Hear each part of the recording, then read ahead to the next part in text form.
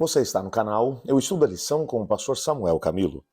Hoje é sábado, aliás, hoje é segunda-feira, dia 9 de setembro de 2024. E o tema que estudaremos na nossa lição da Escola Sabatina será a Última Ceia. O texto que serve como base para o nosso estudo encontra-se em Marcos capítulo 14, versos 22 a 31, que vai dizer o seguinte: Enquanto comiam, Jesus tomou o pão, deu graças, partiu e deu aos discípulos, dizendo: Tomem, isso é o meu corpo.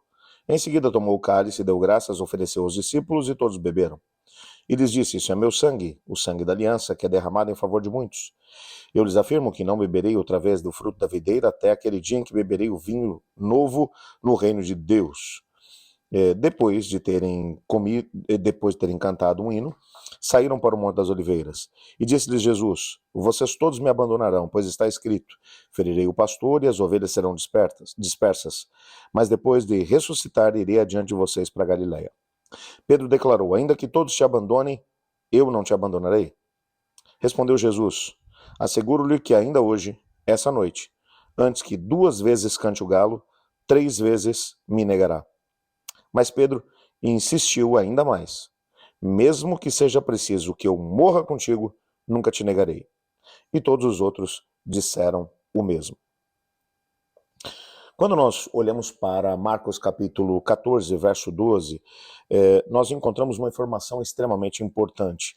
Nesse texto, nós descobrimos que no primeiro dia da festa dos pães sem fermento, quando se fazia o sacrifício do cordeiro pascal, os discípulos perguntaram a Jesus: onde quer que façamos os preparativos para que possamos comer a Páscoa?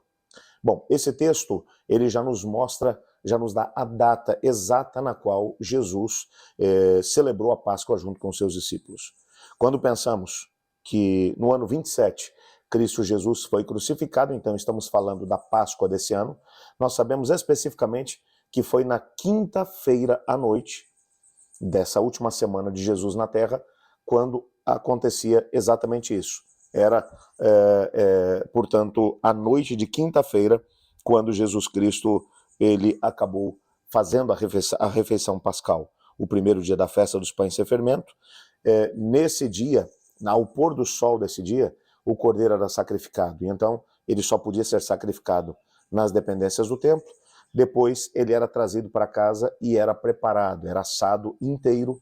E então, as pessoas iriam comer dele juntamente com ervas amargas, com o pão sem fermento. E Jesus, portanto, nesse contexto, vai celebrar a ceia e vai instituir o serviço memorial. Ele vai agora substituir alguns elementos, quando você vai olhar para a Páscoa e para as instruções relacionadas à Páscoa, que foram instituídas ainda lá em Êxodo, no capítulo 12, quando Israel estava saindo do Egito.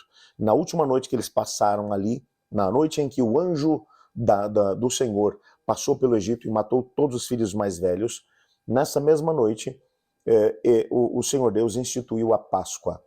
E com a instituição da Páscoa, o cordeiro pascal deveria ser morto, o sangue deveria ser passado nos batentes da porta, que representaria um sinal da aliança deles com o Senhor, um sinal de proteção. O anjo passaria pelas casas que estavam com sangue e entraria apenas naquelas casas onde a porta não tinha sido manchada com o sangue do cordeiro.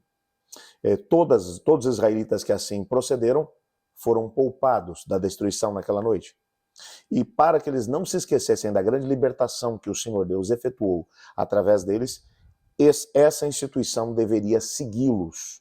Durante todos os anos, em todos os anos, eles fariam ou celebrariam a Páscoa, relembrando a grande libertação que o Senhor Deus operou lá no passado.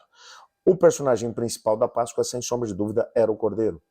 O que chama atenção na instituição da Páscoa é que o Cordeiro não aparece aqui.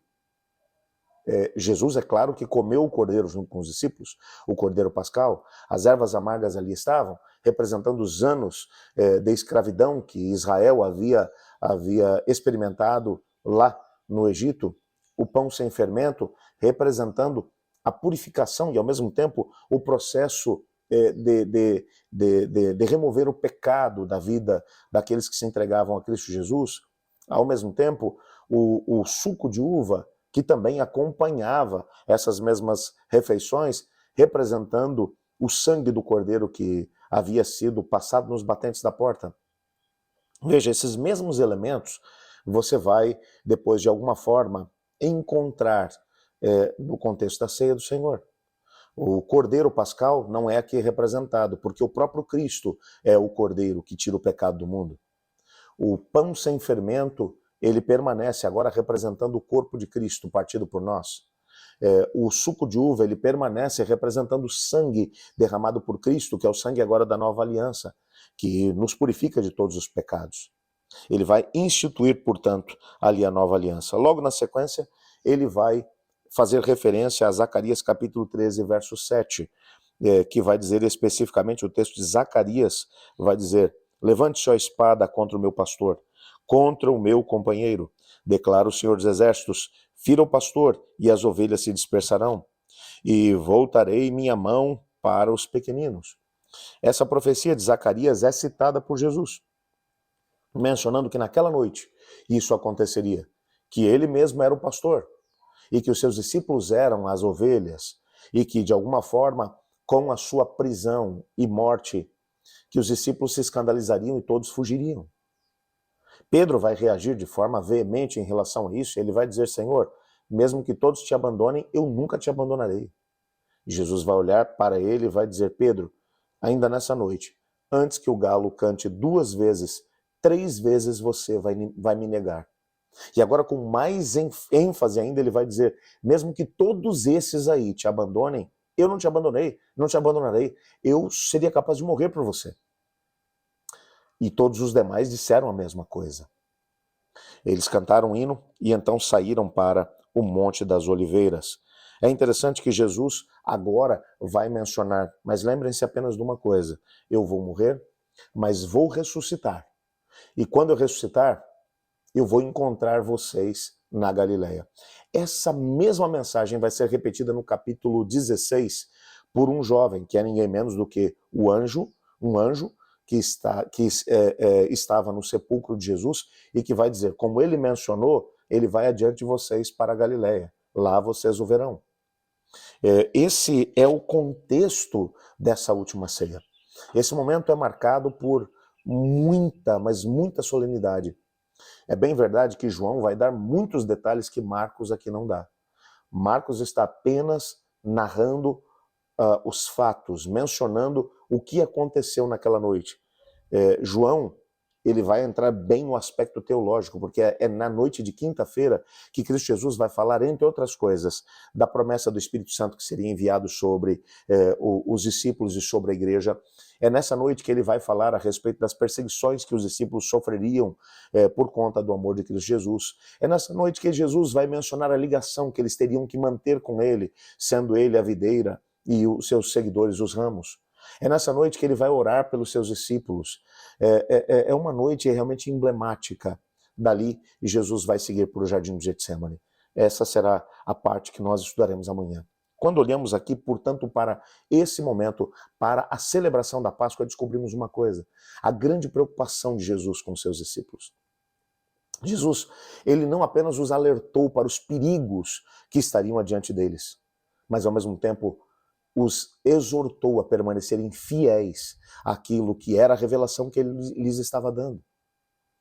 Eu ousaria dizer que a mesma coisa serve para nós hoje.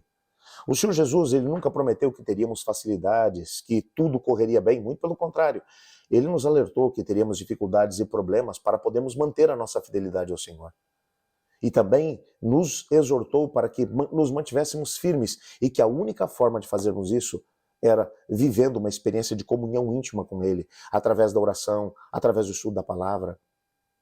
Eu louvo a Deus porque você tem dedicado pelo menos alguns momentos para poder estudar a lição da Escola Sabatina junto conosco. Separe tempo para poder orar e peça a Deus para que o Espírito Santo do Senhor encha a sua vida para que você seja uma testemunha de Cristo, porque a menos que isso aconteça, a nossa história será uma história muito parecida com a dos discípulos. Naquela mesma noite, o pastor foi ferido, Jesus foi preso. E todos os discípulos, inclusive o Pedro, que havia de forma enfática dito, todos eles podem te abandonar, mas eu jamais farei isso. Negou de forma vergonhosa o seu Senhor.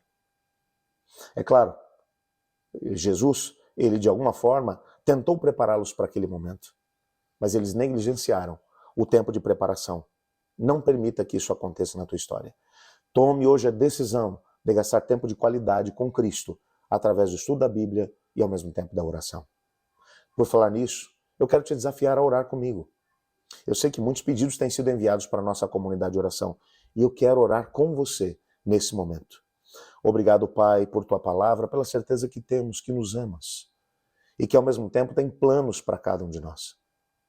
Te pedimos que o Senhor nos ajude a nos mantermos firmemente alicerçados em tua palavra e ao mesmo tempo na oração.